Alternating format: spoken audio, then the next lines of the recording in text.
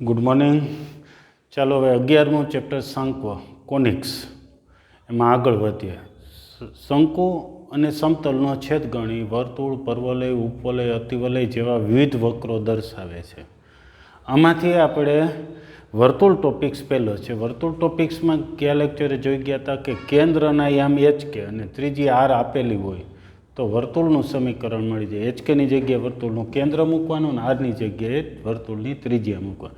ટૂંકમાં કેન્દ્ર અને ત્રિજ્યા હોય તો વર્તુળનું સમીકરણ મળી જાય. હવે વર્તુળનું સમીકરણ મેળવવાનો 10મો દાખલો ખૂબ સરસ દાખલો, થોડો મોટો છે, ધ્યાન રાખવાનું છે, એમાં અઘરો નથી. 10મો આવડશે એટલે આના જેવો જ 11મો એક્ઝામ્પલ છે. જેનું કેન્દ્ર એટલે જે વર્તુળનું કેન્દ્ર એક રેખા પર આવેલું હોય અને એ વર્તુળ છે 4,1 અને 6π બે બિંદુમાંથી પસાર થતું હોય, એવું વર્તુળ કે વર્તુળનું કેન્દ્ર છે એ કોઈ એક રેખા ઉપર આવેલું હોય જે આપી છે, અને વર્તુળ છે આ બે બિંદુ 4,1 અને બીજું ક્યાંય 6π બિંદુ છે એમાંથી પસાર થતું હોય, એ કયું વર્તુળ, એ વર્તુળનું સમીકરણ મેળવવું છે આપણે. ટૂંકમાં કંઈક આવી આકૃતિ કહેવાય. તો આવા એક્ઝામ્પલ્સમાં સૌપ્રથમ વર્તુળનું સમીકરણ તારી લે. ધારો કે HK કેન્દ્ર અને R ત્રિજ્યા હોય એવું વર્તુળનું સમીકરણ, એટલે કે x - h² + y - k² બરાબર R², આવું ધારીએ. આ વર્તુળ દર્શાવે છે એટલે વર્તુળનું સમીકરણ આપણે ધારી શકીએ. હવે આ ત્રણ શરતો આપણને આપી છે. કેન્દ્ર આ રેખા ઉપર છે અને વર્તુળ આ બે બિંદુમાંથી પસાર થાય. એ ત્રણેય શરતનો ઉપયોગ કરશો એટલે HK વાળા ત્રણ સમીકરણ મળશે.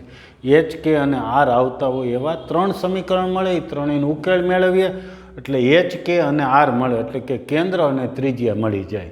જોતા જઈએ. ચાલો વર્તુળનું સમીકરણ આ ધાર્યું.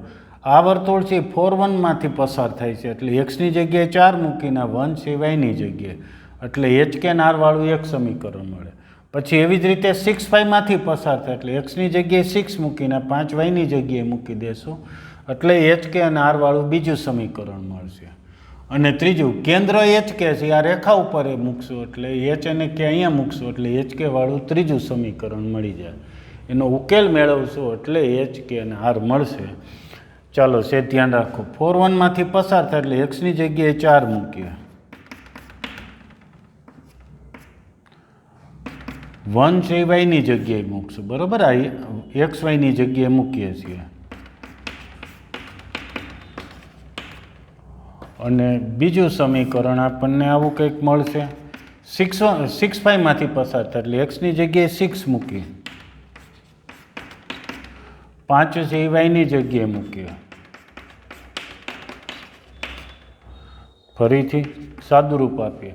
સાદુરૂપ ટૂંકાવી નાખશું. વર્ગ કરીએ એટલે અહીંયા એક h² ને k² આવશે, એ પહેલાં લખી નાખું, h² + k². પછી બેયના મધ્યમ પદ લખું. મધ્યમ પદ શું થશે એના તો -8h, આનું મધ્યમ પદ -2k. પછી અંતિમ પદ અહીંયા 16 આવશે ને અહીંયા 1 આવશે, 16 ને 1 17 બરાબર R². આ સમીકરણ 1 મળ્યું. અને હજી એવું જ અહીંયા વર્ગ કરીએ, 3 પદ અહીંયા 3 પદ અહીંયા આવશે, એમાં h² ને k² પહેલાં લખી નાખીએ. પછી મધ્યમ પદ -2 ગુણ્યા પેલું બીજું એટલે 12h, 2 ગુણ્યા પેલું બીજું એટલે 10k, અને 25 ને 36 61 બરાબર R². આ બીજું સમીકરણ છે. અને હવે વર્તુળનું કેન્દ્ર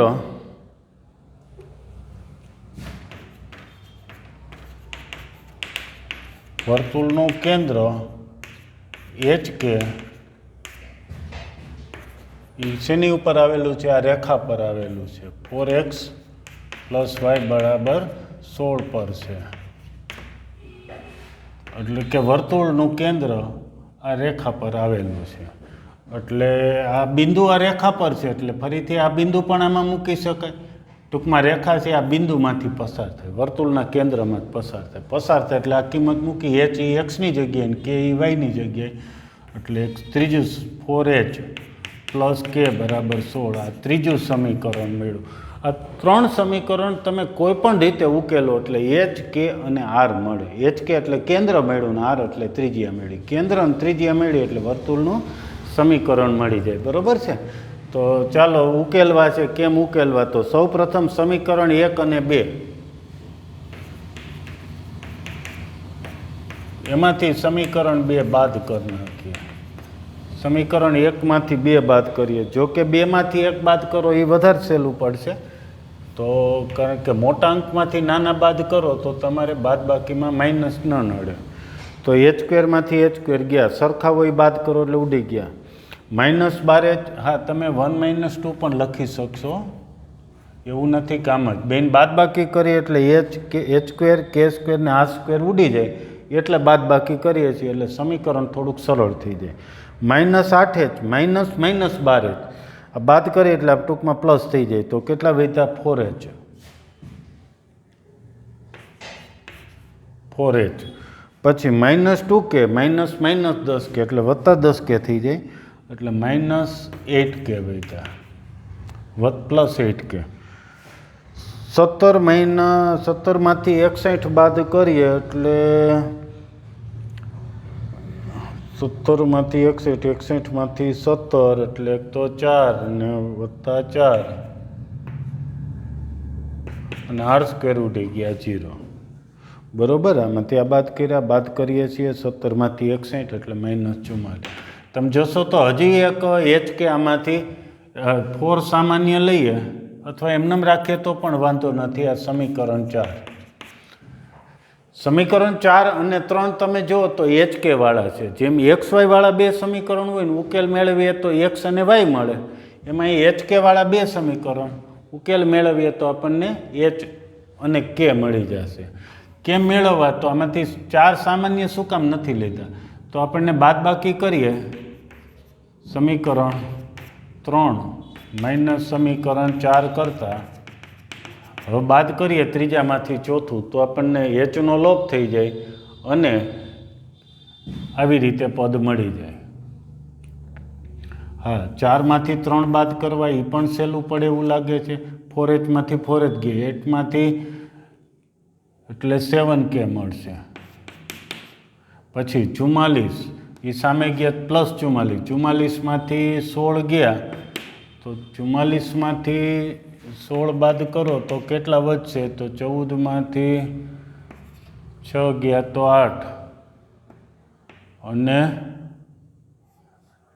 2. તેથી k બરાબર શું મળે? 4. k બરાબર 4 મળ્યા છે. ત્યાર પછી હવે ફરીથી 3 ને 14માંથી 6 ગયા એટલે 8, 2, 28, k બરાબર 4. k બરાબર 4. હવે k બરાબર 4 છે એ આપણે શેમાં મૂકશું? સમીકરણ 3 કે 4 કોઈ પણ એક સમીકરણમાં મૂકી દઈએ કેની કિંમત એટલે આપણને h મળી જશે. k બરાબર 4 સમીકરણ 3માં મૂકતા h બરાબર મળી જશે. ચાલો મૂકો 4 મૂકો સામે, 4 મૂકીએ સામે ગયા એટલે 12 વધ્યા, છેદમાં 3 ગયા એટલે h બરાબર 3. h અને k મળી ગયા છે. હવે h અને k સમીકરણ 1 કે 2 એમાં ગમે એમાં h અને k મૂકી દે એટલે r મળી જશે. અહીં h બરાબર 3, k બરાબર 4 સમીકરણ 1માં મૂકતા r મળી જશે. એટલે આપણને h k અને r મળી ગયા. પછી h k એટલે કેન્દ્ર મળી ગયું, r એટલે ત્રિજ્યા એટલે વર્તુળનું સમીકરણ લખશું. પછી તો hની જગ્યાએ 3 મૂકીએ તો અહીંયાથી આ 9, 4 મૂકીએ તો 4 નો વર્ગ 16, પછી અહીં h એટલે 3 મૂકીએ તો 8 તેરી 24 -24, k બરાબર 4 મૂકો તો 4 દુ 8 વત્તા 17 બરાબર r². તેથી r² બરાબર જે કિંમત સરવાળો બાદ બાકી થઈને મળે, જેમ કે આ બેથી 1 વધ્યા 1 એટલે 17, 17 ને 17 34, 34માંથી 24 ગયા એટલે 20. તેથી માગેલ વર્તુળનું સમીકરણ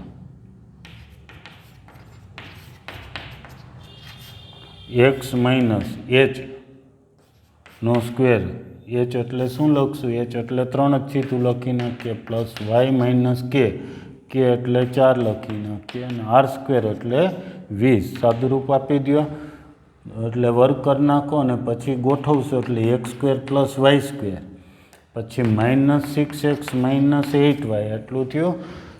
અહીંયા 9 ને 16 25 અને સામે 20 છે એટલે વૈધા વત્તા 5 બરાબર 0. તો આપણને આવી રીતે એક વર્તુળનું સમીકરણ મળ્યું છે. એક અહીંયા બાદબાકી એક સરખી કરી જજો. આ બેથી 16 ને 9 25, 25 એટલે -1, 25 -25 એટલે 1, 1 એટલે -7, +10 +17. ઓકે, તો ફરીથી સમજી લ્યો એક વખત દાખલો અને ત્યાર પછી મોટે લખી નાખો.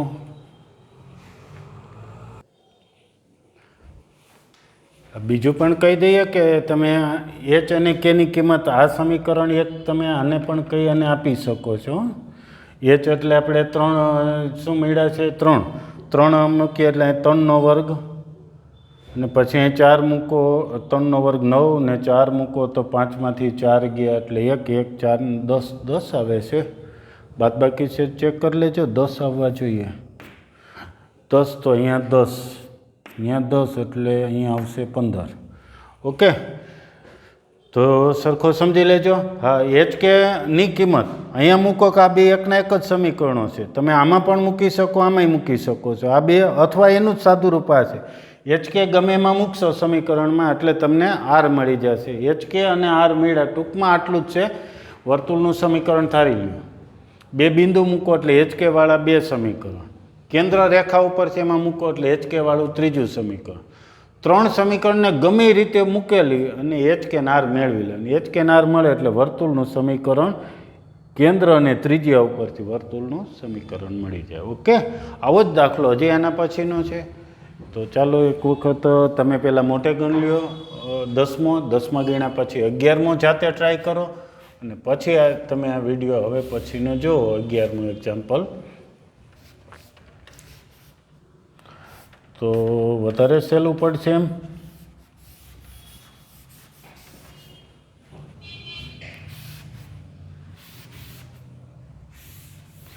અહીંથી ઉકેલમાંથી આપણે પછી દૂર કરી દઈએ.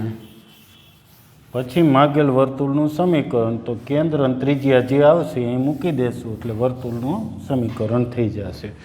ચાલો શું છે 11મું એક્ઝામ્પલ? સેથી ધ્યાન રાખો. 11મા એક્ઝામ્પલમાં કેન્દ્ર આપ્યું છે 2, 3. કેન્દ્ર એક રેખા x - 3y -11 બરાબર 0 પર છે. પછી 2, 3 અને -1, 1 માંથી પસાર થાય છે. 2, 3 -1, 1 માંથી પસાર થાય તો વર્તુળનું સમીકરણ મેળવો. એક્ઝેક્ટ એમ જ ગણતા જાય. ધારો કે આ વર્તુળનું સમીકરણ છે. હવે કંઈક બિંદુ બદલી ગયા છે, બરાબર? તો ચાલો વર્તુળનું સમીકરણ. આ વર્તુળ છે 2, 3 બિંદુ અને -1, 1 બિંદુમાંથી પસાર થાય. 2, 3 માં પસાર થાય એટલે x ની જગ્યાએ 2 અને y ની જગ્યાએ 3 મૂકી દઈએ. -1, 1 માંથી પસાર થાય -1 અને 1 મૂકી દઈએ. સાદુરૂપ આપીએ એટલે બે સમીકરણ. જેમ કે આનો વર્ગ કરીએ એટલે 3 પદ અહીંયા 3 અહીંયા એને ગોઠવી લખતા જાય. પહેલાં h² k² -4h -6k 9 ને 4 13 બરાબર r². ત્યાર પછીનામાં ફરીથી h² + k². આ બે મળી ગયા. પછી 2 ગુણ્યા પેલું બીજું કરો ને એટલે મધ્યમ પદ +2h મળે. ખરેખર તો આ 1 + h² જ કહેવાય. માઇનસ કોમન નીકળી જાય એટલે 1 + h². અહીંયા મધ્યમ પદ તમે જોશો તો -2k કહેવાય અને અંતિમ પદ 1 ને 1 2 થયા બરાબર r². આ બે સમીકરણ. પછી કેન્દ્ર છે એ આ રેખા પર છે. કઈ રેખા? x - 3y -11 બરાબર 0 પર છે. કેન્દ્ર આની ઉપર એટલે કે એચ કે આ રેખા છે, રેખાથી એચ કેમાં પસાર થાય એટલે એચ અને કે આમાં મૂકીએ તો એચ -3k -11 બરાબર 0. આ ત્રીજું સમીકરણ. સમીકરણ 1, 2 અને 3 કોઈ પણ રીતે ઉકેલી નાખો. જેમ કે ઉકેલવામાં સહેલું છે, બેની બાદબાકી કરીએ. સમીકરણ 1 માઇનસ સમીકરણ 2 કરતા 1માંથી 2 બાદ કરો અથવા 2માંથી 1 બાદ કરો, જેથી કરીને આ સમાન પદ છે એ ઉડી જાય. બરાબર? તો ચાલો બાદ કરીએ. પહેલાંમાંથી બીજું બાદ કરીએ અથવા બીજામાંથી પહેલું. જેમ કે તમે અત્યારે મને એવું લાગે છે બીજામાંથી 1 બાદ કરો તો તમને સહેલું પડશે. 2h માઇનસ -4h એટલે 2h પ્લસ 4h કેટલા થયા? 6h. -2k -6k એટલે કે +6k. -2k ને +6k એટલે +4k વધ્યો. 2 - 13 એટલે -11 વધ્યો. આ ચોથું સમીકરણ.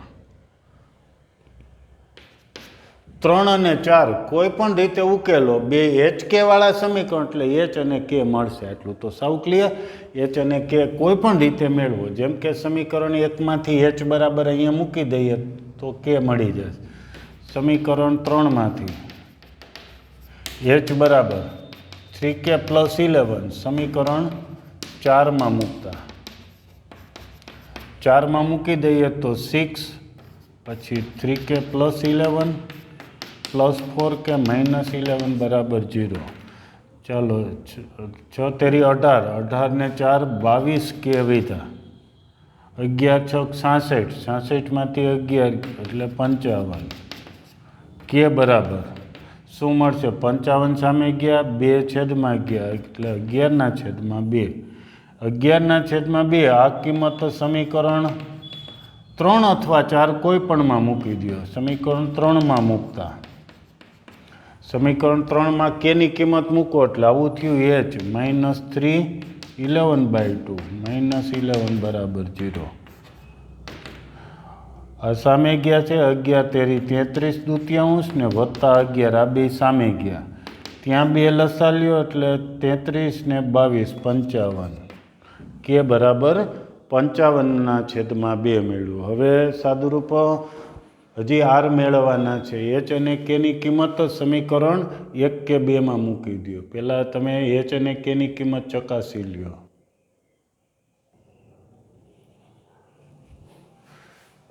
સોરી, એક છેદ ઉડાડવામાં ભૂલ છે. 55 સામે ગયા એટલે 55/22 55/22 એટલે જો તો 11 છેદ ઉડશે. 11 5 55 11 5 5 દૂતિયાંશ આવશે. Sorry okay. k બરાબર 5 દૂતિયાંશ. હવે પહેલા સમીકરણમાં મૂકીએ તો h -3 5 દૂતિયાંશ. થોડુંક સમીકરણમાં ફેર પડશે લાગતું હતું. આંકડો ખૂબ મોટો આવ્યો, કંઈક લોચો લાગી ગયો છે. તો h બરાબર આ માઇનસ પ્લસ 5 તેરી 15 દૂતિયાંશ ને -11 2 લસા લ્યો તો 22 બરોબર છે. હા, -5 તેરી 15 ને છેદમાં 2 છે 2 લસા એટલે -22 વત્તા 15 એટલે -7. h અને k ની કિંમત હવે સમીકરણ પહેલા અથવા બીજા કોઈ પણમાં મૂકીએ. હવે અહીંયા લખી દઉં છું. h બરાબર -7 દૂતિયાંશ, k બરાબર 5 દૂતિયાંશ. સમીકરણ 1માં મૂકતા સમીકરણ 1 એટલે કોઈ પણ તમે આ 4માંથી પહેલાં મૂકો, બીજામાં આ પહેલું છે એ જ આ પહેલું છે, બીજું એ જ બીજું છે. જેમ કે બીજામાં મૂકવાનું રાખો તો સમીકરણ 2 થોડું વધારે સહેલું છે. સમીકરણ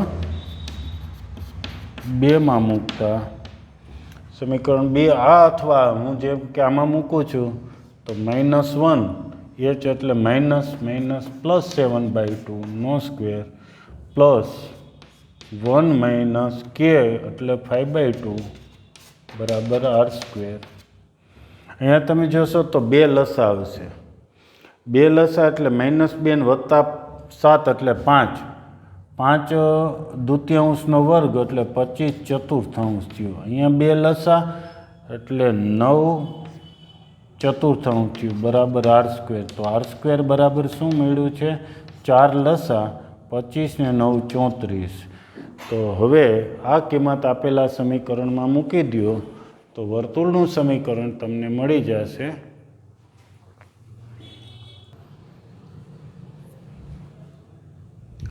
સોરી હજી કેમ આટલી ભૂલ છે? અહીંયા એક સામે ગયા, અહીંયા +55 થઈ, 11×6 = 66 એટલે આ માઇનસ એ માઇનસ મૂકીએ તો હજી સાદુરૂપ કેમાં ભૂલ, એ માઇનસ એટલે -15 +15/2 22.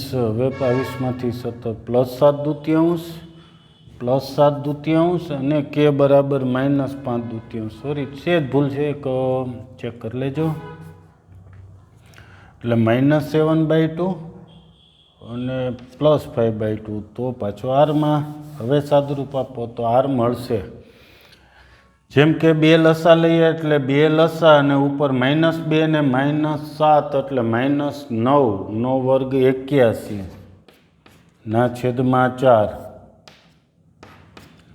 2 લસા એનો વર્ગ છે એટલે 4 લખો. 4 ને 2 ને 5 7 નો વર્ગ 49 એટલે r² બરાબર 4 લસાનો ઉપરનો સરવાળો કરો તો 0, પછી 8 ને 5 13/4 એટલે ફરીથી 65/2.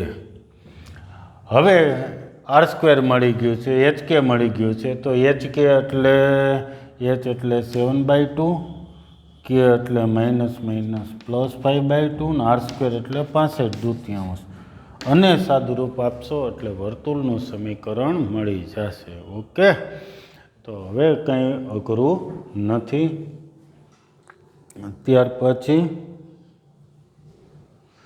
આગળ જો 12મો એક્ઝામ્પલ. 12મા એક્ઝામ્પલમાં સાવ સહેલું પૂછ્યું છે.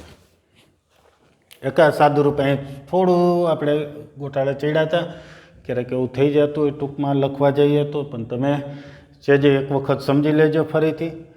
એટલે એ સરવાળામાં ભૂલ હતી 65, 11×66માંથી 11 જાય એટલે -55 નહીં પણ +55 સિમ્પલ જ છે. એ 55 સામે ગયા 22 એટલે આ જ ભૂલ આવી છે. ત્યાર પછી hની કિંમત બીજા મૂકી એટલે કે ભૂલ આવે અને પરિણામે આરમાં ભૂલ હતી. એક જગ્યાએ ભૂલ પડે તો આગળ જતાં આખા એક્ઝામ્પલમાં એક પછી એક સિક્વન્સમાં ભૂલ પડે. ત્યાર પછીનો એક્ઝામ્પલ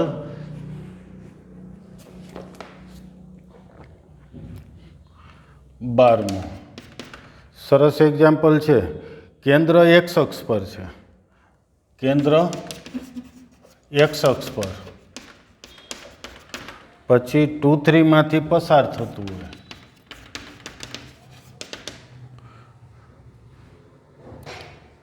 અને ત્રિજ્યા 5 હોય તેવા વર્તુળનું સમીકરણ.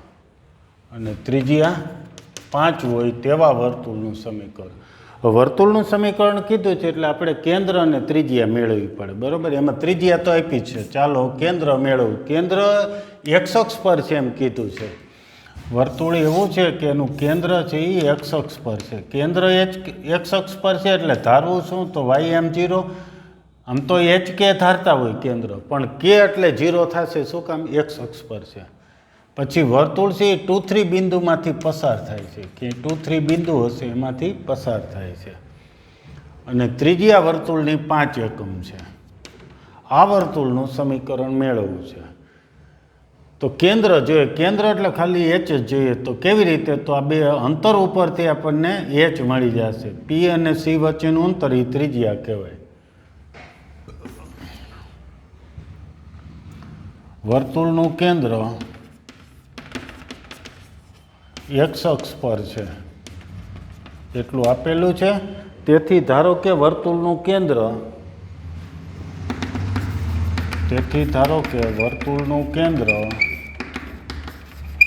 C H0 છે. અહીં P23 વર્તુળ પર છે અને ત્રિજ્યા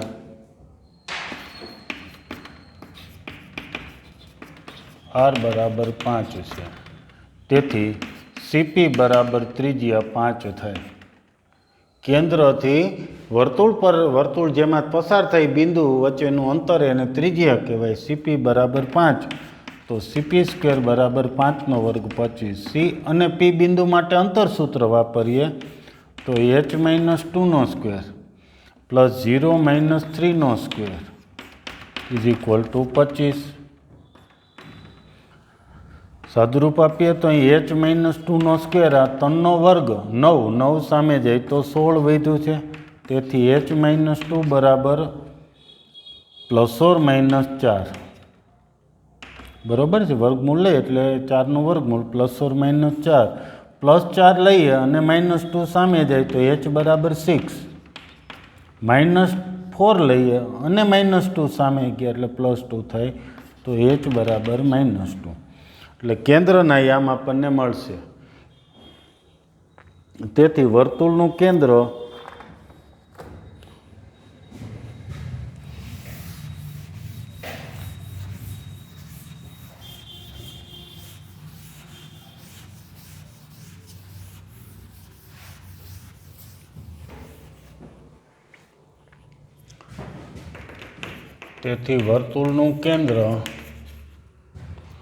-6, 0 અથવા -2, 0 છે. પહેલું કેન્દ્ર 6, 0 અને ત્રિજ્યા 5 હોય તેવા વર્તુળનું સમીકરણ. કેન્દ્ર 6, 0 અને ત્રિજ્યા 5 હોય તે વર્તુળનું સમીકરણ છે. જે કિંમત લખાવી દો. કેન્દ્રના યામ HK છે 6 અને અહીંયા મૂકી દઈએ 6 અને 0 અને આરની જગ્યાએ ત્રિજ્યા. સાદુરૂપ આપી દો એટલે વર્તુળનું સમીકરણ. સાદુરૂપ સાવ સહેલું છે, સીધું લખી નાખીએ તો x² y² પછી મધ્યમ પદ -12x, અંતિમ પદ 36 ને સામે 25 છે એટલે +11 બરાબર 0. આવું જ હજી બીજો તમે ગણજો. કેન્દ્ર -2, 0 લેવાનું, ત્રિજ્યા આટલી અને વર્તુળનું સમીકરણ. એવા બે વર્તુળ એટલે શક્ય છે કે બીજું હજી એક વર્તુળ ત્રિજ્યા 5 હોય એવું અહીંયા હજી એક વર્તુળ શક્ય છે કે જેનું કેન્દ્ર x અક્ષ પર જ રહેતું હોય ક્યાંય અને ત્રિજ્યાના જેવડી જ થતી હોય 5 અને 2, 3 માંથી જ પસાર થતું હોય. એટલે આપણને બે વર્તુળ મળેલા છે. ઓકે. ત્યાર પછી 12મા પછી 13મો એક્ઝામ્પલ. સાવ સહેલો એક્ઝામ્પલ હતો. આપણે ક્યારે પણ વર્તુળનું સમીકરણ મેળવવાનું કીધું એટલે કેન્દ્ર અને ત્રિજ્યા જ કેમ મળે એ જોવાનું છે. 13મો સરસ દાખલો. ઉગમ બિંદુમાંથી પસાર થતા અક્ષો ઉપર અંતઃખંડ A અને B બનાવતા હોય તેવા વર્તુળનું સમીકરણ. એટલે કે ઉગમ બિંદુમાં જ પસાર થતું હોય ને એક અંતઃખંડ A હોય, એ અંતઃખંડ બનાવતો એટલે કે વર્તુળ છે A0 માં જ પસાર થતું હોય. Y અંતઃખંડ B કીધું છે, B એટલે એ 0B માંથી પસાર થાય છે વર્તુળ. ઉગમ બિંદુમાં જ પસાર થાય ને વર્તુળ આ બે બિંદુમાંથી પસાર થાય એવા વર્તુળનું સમીકરણ મેળવવું છે. તો જોઈએ વર્તુળ તો મેળવવું સહેલું છે. દોરીએ ત્યાં કદાચ ઘણાને આવડી જશે. આ માગેલ વર્તુળ છે એનું સમીકરણ. ચાલો આ વર્તુળનો વ્યાસ થાય કે નહીં, તો કે અહીંયા કાટખૂણો હોય છે. વર્તુળ ઉગમ બિંદુમાં જ પસાર થાય અહીંયા કાટખૂણો છે. કાટખૂણો હોય તો આ અર્ધવર્તુળ હોવું જોઈએ. અર્ધવર્તુળમાં અંતર્ગત ખૂણો કાટખૂણો હોય. એ અર્ધવર્તુળ તો વર્તુળ થયું છે. હવે એ જો વ્યાસ હોય તો એનું મધ્યબિંદુ વર્તુળનું કેન્દ્ર થાય. વ્યાસનું મધ્યબિંદુ વર્તુળનું કેન્દ્ર થાય. ત્રિજ્યાનું ડબલ કરો તો વ્યાસ થાય. બરાબર છે. તો આપણે કેન્દ્ર મેળવવું છે. તો કે આ બે A અને B જે કહીએ છીએ વ્યાસના અંત્યબિંદુથી આ કહેવાય. વ્યાસના અંત્યબિંદુ હોય તો એનું મધ્યબિંદુ વર્તુળનું કેન્દ્ર થાય. ધ્યાન રાખજો. તો અહીં વર્તુળ ઉગમ બિંદુમાંથી પસાર થાય છે, ઉગમ બિંદુ ઓમાંથી પસાર થાય છે અને તથા એક્સ અંતઃખંડ ને વાય અંતઃખંડ એ અને બી છે. તો સીધું જ લખી નાખી વર્તુળ A0 અને 0B નામ આપવા હોય તો એ અને બી બિંદુ બેમાંથી પસાર થાય છે તથા વર્તુળ ઉગમ બિંદુઓ 0, 0 માંથી પસાર થાય છે. હવે આટલું તમે જાણો છો. અહીં માપખૂણો AOB બરાબર 90 અંશ થાય. તેથી રેખાખંડ AB વર્તુળનો વ્યાસ છે. ખૂણો 90 અંશ છે એટલે આ અર્ધવર્તુળમાં અંતર્ગત ખૂણો અર્ધવર્તુળ હોય તો આ વ્યાસ થયો છે. વ્યાસ છે તેથી વર્તુળનું કેન્દ્ર C ના યામ બરાબર રેખાખંડ ABનું મધ્ય બિંદુ. બરોબર છે, મધ્ય બિંદુ. વ્યાસ ABનું મધ્ય બિંદુ તો આ બેનો સરવાળો છેદમાં 2 એટલે A/2 B/2. હવે ત્રિજ્યા મેળવવી છે. ત્રિજ્યા કેમ મળે? જે રીતે મેળવવી હોય. ત્રિજ્યા એટલે શું? કેન્દ્રથી વર્તુળ પરના બિંદુનું અંતર એટલે C થી O સુધીનું અંતર સૂત્રથી અંતર મેળવો તો ત્રિજ્યા મળે. વ્યાસ A અને B બે બિંદુ છે એના ઉપરથી વ્યાસની લંબાઈ મળી જાય. એનું અડધું કરો તો પણ ત્રિજ્યા મળી જાય. અને ત્રીજું કેન્દ્ર C મેળવ્યું. C થી A સુધીનું અંતર કે C થી B સુધીનું અંતર એ પણ ત્રિજ્યા થશે. તો ચાલો હવે વર્તુળની ત્રિજ્યા લખી નાખીએ. તથા ત્રિજ્યા R બરાબર OC લખી શકીએ. OC એટલે O અને C માટે અંતર સૂત્ર વાપરો. O અને C માટે તો A/2 - 0 square plus B/2 - 0 square એટલે આટલું મળ્યું 1/2 √A² પ્લસ B². બીજી રીતે AB વચ્ચેનું અંતર મેળવો તો શું થાય? √A² plus B². AB વચ્ચેનું અંતર થયું એનું અડધું કરો તો પણ આ થઈ જાય છે. બરાબર છે, તો પણ ત્રિજ્યા થઈ જાય. તો એ અડધું કરવું હોય તો R બરાબર 1/2 AB એમ લખવાનું અથવા શું લખવાનું? R બરાબર 1/2 AB એટલે 1/2 ને A અને B માટે અંતર સૂત્ર વાપરો એટલે કાં પહેલી લીટી અથવા બીજી લીટી. હવે કેન્દ્ર અને ત્રિજ્યા છે તેવા વર્તુળનું સમીકરણ મેળવવું હોય તો આ રહ્યું સૂત્ર આપણી પાસે. કેન્દ્ર શું છે? A/2 B/2. ત્રિજ્યા R બરાબર 1/2 √A² પ્લસ B². આમાં મૂકી દેશો એટલે વર્તુળનું સમીકરણ મળી જાય. બરોબર છે? ઓકે. તો હવે 14મો એક્ઝામ્પલ અને 15મો. 14મો સાવ સહેલો આવડી જાય એવો જ છે. 14મો એક્ઝામ્પલ એને જ ગણી દઉં છું. 14મો એક્ઝામ્પલ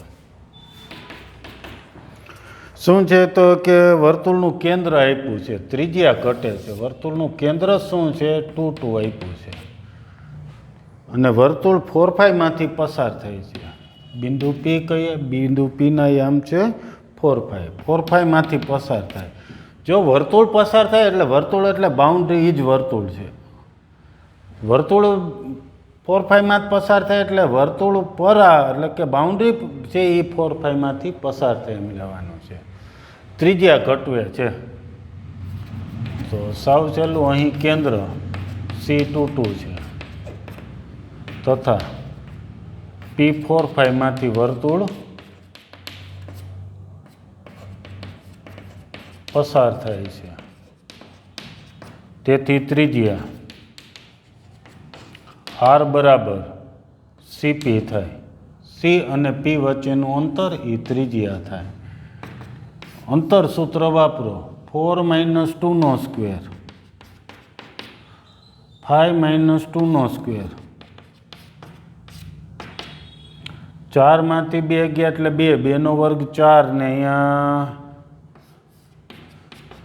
3 વર્ગ 9 વર્ગમૂળમાં 13 ત્રિજ્યા થયું. કેન્દ્ર અને ત્રિજ્યા છે, તેથી માગેલ વર્તુળનું સમીકરણ શું લખશું? એક્સ માઇનસ વાય માઇનસ લખાવો કિંમત. અહીંયા શું લખશું? તો કેન્દ્રના યામ 2 2 સામે આર સ્ક્વેર. આર એટલે √13 છે, તો √13 સાદુરૂપ આપી દેશો. શું થાય? X square minus 4x plus 4. અહીંયા Y square minus 2y plus 4 ને સામે 13 ગોઠવી દેશો એટલે વર્તુળનું સમીકરણ મળી જાય. ચાલો હવે છેલ્લો 15મો દાખલો.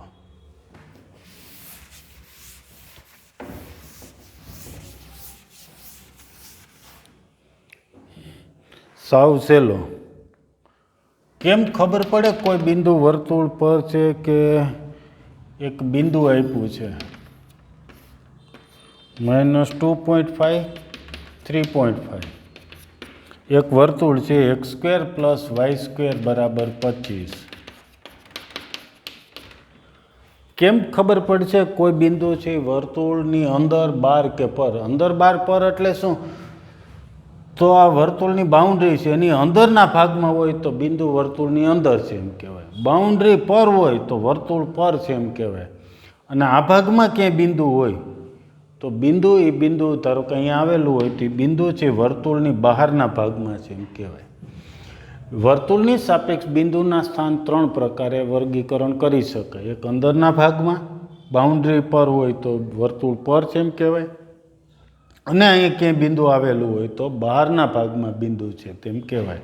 આ બિંદુ પણ વર્તુળની બહારના ભાગમાં છે એમ કહેવાય. અહીંયા કોઈ બિંદુ લઈએ તો વર્તુળ પર છે તેમ કહેવાય. અહીંયા ટપકો મૂકીએ, બિંદુ દર્શાવીએ તો એ વર્તુળની અંદરના ભાગમાં છે એમ કહેવાય. કેમ ખબર પડે? સાવ સહેલું છે.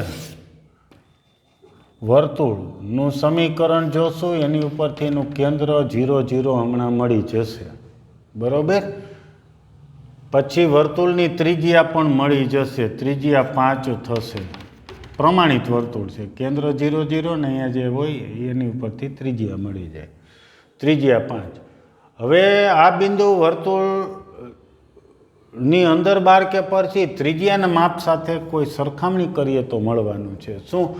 તો ધારો કે બિંદુ કે વર્તુળની અંદર હોય, ધારો કે અહીંયા, તો આ બે વચ્ચેનું અંતર કેટલું થાય? ત્રિજ્યા કરતાં નાનું. બિંદુ અહીંયા હોય તો પણ કેન્દ્ર અને બિંદુ વચ્ચેનું અંતર એ ત્રિજ્યા કરતાં નાનું થાય. બિંદુ વર્તુળની અંદર ગમે ત્યાં હોય, કેન્દ્ર અને ત્રિજ્યા વચ્ચે, કેન્દ્ર અને બિંદુ વચ્ચેનું અંતર એ ત્રિજ્યાથી નાનું થાય. જો બિંદુ વર્તુળ પર હોય તો કેન્દ્ર અને બિંદુનું અંતર એ ત્રિજ્યા જેટલું થાય. અને વર્તુળની બહાર હોય તો કેન્દ્રથી બિંદુનું અંતર કેટલું થાય? ત્રિજ્યા કરતાં વધારે થાય. ટૂંકમાં આપણે વર્તુળનું કેન્દ્ર અને ત્રિજ્યા લખી, પછી કેન્દ્રથી આ બિંદુનું અંતર લખી, અને કેન્દ્રથી બિંદુના અંતર એ ત્રિજ્યા કરતાં નાનું, મોટું કે બરાબર શું થાય છે એ જોઈએ. વર્તુળ x² + y² બરાબર 25. તેથી એને x - 0² y - 0² બરાબર 5 વર્ગ. તેથી વર્તુળનું કેન્દ્ર શું લખીએ? તો HK બરાબર 0 0 છે અને ત્રિજ્યા R બરાબર 5. ચાલો એટલું આવડ્યું જે કીધું હતું એ કેન્દ્ર અને ત્રિજ્યા મળી ગયું. આપેલ બિંદુ -2.5, નામ P આપું છું, 3.5 છે. અને તમે -5/2 ને 7/2 એમ પણ લખી શકો. બરાબર છે? અહીં કેન્દ્ર અને બિંદુનું અંતર મેળવવું છે. વર્ગમૂળમાં અંતર સૂત્રથી મળી જશે. 2.5 - 0² વત્તા 3.5 - 0². 25નો વર્ગ 625 થાય, એમાં પોઈન્ટ કાપો તો આમ થયું. 35નો 5નો વર્ગ 25 ને 3 ચોક 12 12.25 થશે. સરવાળો કરો તો 50 થયું અને 12 ને 6 18 થયું. આ માપ છે એ મને એમ છે 5થી નાનું આવશે. 5 એટલે ત્રિજ્યા છે. ત્રિજ્યા કરતાં માપ નાનું છે. કેવી રીતે? જો વર્ગમૂળ અહીંયા 25 હોત ને તો 5 થાય. 25થી નાનું છે આ વર્ગમૂળની અંદર, એટલે એનું વર્ગમૂળ 5થી નાનું જે થશે. તેથી સીપી લેસ ધેન આર. હવે જવાબ લખવો છે. તેથી બિંદુ પી -2.5 3.5 વર્તુળની અંદરના ભાગમાં આવશે. પછી નોંધ લખી નાખવાનું. જો સીપી ગ્રેટર ધેન આર, ચાલો લખી જ દઉં છું એક જ લીટી.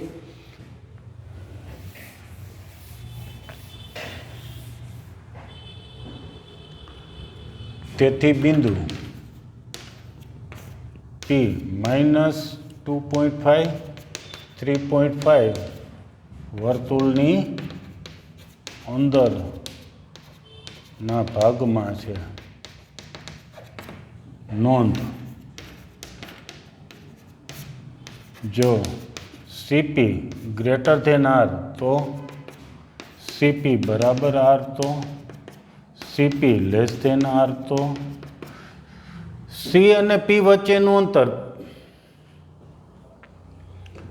વર્તુળ પી બિંદુ કોઈ આપેલું બિંદુ છે એ અંતર ત્રિજ્યાથી મોટું હોય તો પી વર્તુળની બહાર છે એમ કહેવાય. વર્તુળ પર છે એમ કહેવાય ને અહીંયા અંદર છે એમ કહેવાય. સમજાઈ જાય એવું છે. સી વર્તુળનું કેન્દ્ર. પી બિંદુ અહીંયા હોઈ શકે, પી બિંદુ અહીંયા હોઈ શકે, પી બિંદુ અહીંયા હોઈ શકે.